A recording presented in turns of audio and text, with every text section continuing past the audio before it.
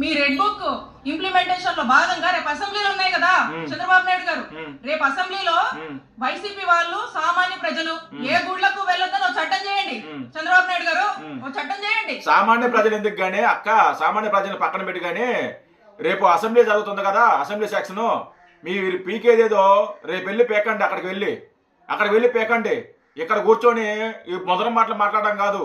మీరు ఏదైనా మాట్లాడాలనుకున్నా, లడ్డు గురించి మాట్లాడాలనుకున్నా, లేకుంటే ఇంకోటి మాట్లాడకున్నా, రేపు 11వ తేదీ అసెంబ్లీ సెక్షన్ జరుగుతుంది. అక్కడికి వెళ్ళి పేకండి. మీరు టీడీపీ ఎమ్మెల్యేలు కూడా ఛాలెంజ్ ఇచ్చారు కదా, దమ్ముంటే అసెంబ్లీకి రండి, చర్చిద్దాము లడ్డు విషయం గురించి. రేపు 11వ తేదీ అసెంబ్లీ జరుగుతుంది.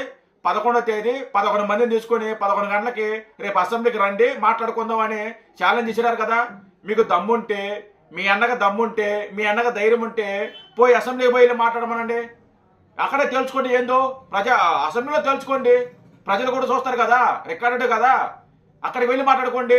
అసలు కల్తీ అసలు ఎలా జరిగింది, ఏ విధంగా జరిగింది, అలాగే అసలుకి నెయ్యి వాడారా లేదా, మొత్తం అన్ని మాట్లాడుకోండి.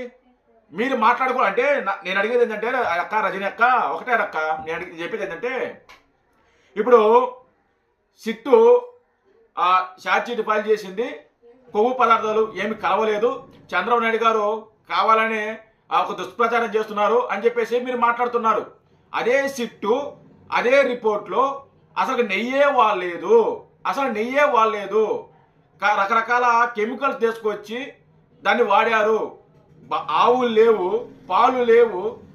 పాలు లేకుండా నెయ్యినే తయారు చేశారు అని అదే సిట్టులో ఉంది.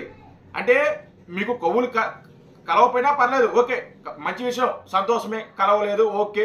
అప్పుడున్న రిపోర్ట్ ప్రకారం, అప్పుడు ఏదైతే రిపోర్ట్ వచ్చిందో దాని ఆధారంగా చంద్రబాబు నాయుడు గారు మాట్లాడడం జరిగింది. చంద్రబాబు నాయుడు గారు సొంతంగా ఏదో కుట్ర చేయాలని చంద్రబాబు నాయుడు గారు మాట్లాడలే. సిట్టు ఏదైతే ఉందో ఎన్డీటీవీ ఏదైతే ఉందో రిపోర్టు, ఆ రిపోర్ట్లో ఆ కొవ్వు పదార్థాలు కలిశాయి అని చెప్పి ఆ రిపోర్ట్లో ఉంది స్పష్టంగా. దాన్ని చంద్రబాబు నాయుడు గారు చెప్పారు. దీంట్లో చంద్రబాబు నాయుడు తప్పే లేదు, అక్కడ ఉన్నదే చెప్పారు. తర్వాత కమిటీ వేశాడు.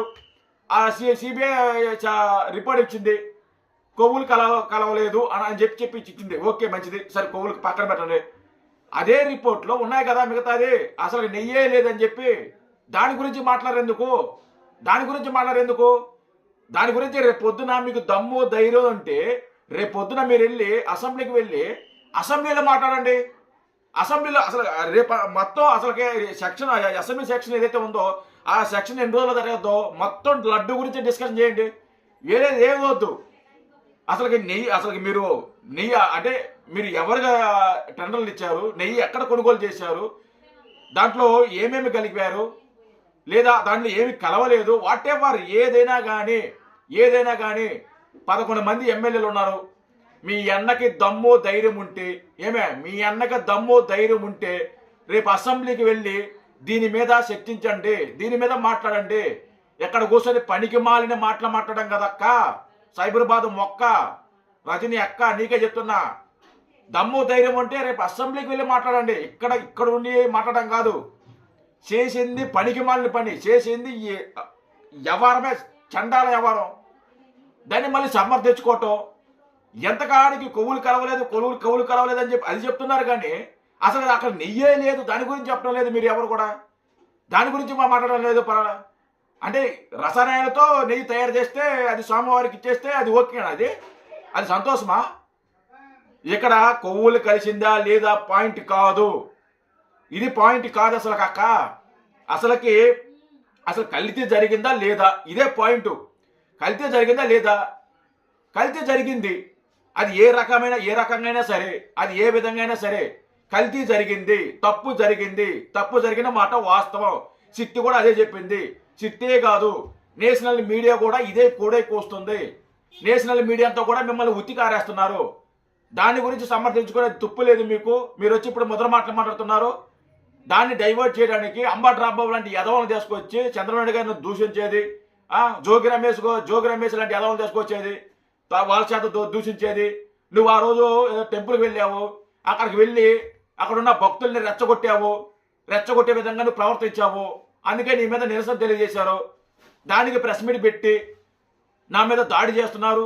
నా మీద కేసులు పెడుతున్నారు, నన్ను ఇబ్బంది పెడుతున్నారు, మా క్యాడర్ని ఇబ్బంది పెడుతున్నారు. ఎందుకు ఇలాంటి పకోడా మాటలు నాకు అర్థం కాదు. ఎందుకంటే పకోడా మాటలు నీతిగా నిజాయితీగా రాజకీయాలు చేయారా మీరు? నీతిగా నిజాయితీగా రాజకీయాలు చేయరా? ఇదా మీ రాజకీయం? బొంగుల రాజకీయం చేసే పనికి మళ్ళీ పనులు మళ్ళీ చెప్పుకునేది ఇది ఒకటే సోది. సిగ్గుండాలక్క ఇలాంటి మాట మాట్లాడడానికి. అసలు నెయ్యిలో కల్తీ జరిగిందా లేదా దాని గురించి మాట్లాడు. కల్తీ జరిగిన మాట వాస్తవం, సిట్టి చెప్తుంది, రిపోర్ట్లు ఉన్నాయి. దాని గురించి మాట్లాడకుండా మిగతా దాని గురించి మాట్లాడతారు. ఈరోజు ఏదేదో మన జగన్మోహన్ రెడ్డి వస్తారంట అంబటి రాంబాబుని ఇల్లు పరిశీలించడం ఎందుకు? పోయి చెమ్మమని పోయి శుద్ధం చేయమని పోయి ఇల్లుని పరిశీలించి ఏం లాభం? దాన్ని క్లీన్ చేసి మంచిగా పెట్టమను. చేసే ఏదో పనులు మళ్ళీ దాన్ని సమర్థించుకుంటాను కొద్దిగా కూడా బుద్ధి లేకుండా. ఇదే మీ రాజకీయం. ఏంది అక్క ఇది? ఏంది చండాలో చెప్పు? మళ్ళీ ప్రెస్ మీట్ ఏమన్నా అంటే మళ్ళీ మమ్మల్ని అన్నారు, మమ్మల్ని అది అన్నారు, ఇది అన్నారు, మమ్మల్ని అది చేశారు, ఇది చేశారు అని చెప్పి ఒకడా మాటలు మాట్లాడుతుంటారు. మీరు కాదనుకో, మీ నాయకులు అనుకో. మీ గురించి నేను ఎప్పుడు కూడా తప్పుగా మాట్లాడాల. ఈ రోజు కూడా గౌరవించి మాట్లాడా, అక్కనే మాట్లాడు. ఇప్పుడు కూడా అక్కనే మాట్లాడుతున్నా. అక్క మీ అన్నకి చెప్పిపోయి, అన్న నువ్వు మగవాడివే కదా, నీకు దమ్ముంది కదన్నా, అసెంబ్లీకి వెళ్ళి వాళ్ళంతా తేలు అన్నా, కల్తీ జరగలేదు అని చెప్పేసి నువ్వు తేల్చన్నా, రిపోర్ట్లు పట్టుకుపోన్నా, అటు తేల్చేయన్నా అని నువ్వు పోయి మీ అన్నకు చెప్పు. మీ అన్న మగాడైతే, దమ్మున్న నాయకుడైతే, ఎవరు భయపడే వ్యక్తి అయితే అసెంబ్లీకి వచ్చి మాట్లాడమను. బుద్ధి లేకుండా మాట్లాడతారు అక్క కొద్దిగా కూడా. జై హింద్.